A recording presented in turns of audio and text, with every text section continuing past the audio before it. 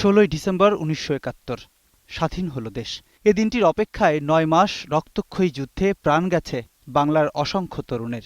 যুদ্ধ পাক বাহিনী শুরু করলেও তাদের সহায়তায় ছিল এদেশীয় দোসররা। তাদেরই একজন মতিউর রহমান নিজামী। বুদ্ধিজীবী হত্যা ও গণহত্যার ঊর্ধ্বতন নেতৃত্বের প্রমাণিত 4টি অভিযোগে মতিউর রহমান নিজামীকে সর্বোচ্চ শাস্তি মৃত্যুদণ্ড দেয় আন্তর্জাতিক অপরাধ ট্রাইব্যুনাল। রায়ের বিরুদ্ধে 168টি কারণ দেখিয়ে 252 পৃষ্ঠার আপিল করে নিজামী। 11 কার্যদিবসে শেষ হল আপিল মামলার শুনানি, যেখানে পক্ষে বিপক্ষে পাল্টাপাল্টি যুক্তি দেখিয়েছেন দুই পক্ষ।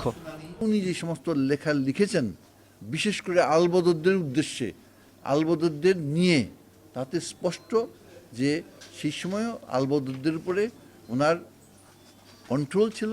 তার স্বীকৃত মতে পাকিস্তানি মিলিটারি হলো প্রিন্সিপাল অফেন্ডার, প্রধান আসামি। এখানে প্রধান আসামির যখন বিচার হচ্ছে না, তখন অ্যাবেটর হিসাবে তার বিচার কতটা ন্যায়সঙ্গত সেটা কোর্টে বিবেচনা করতে হবে।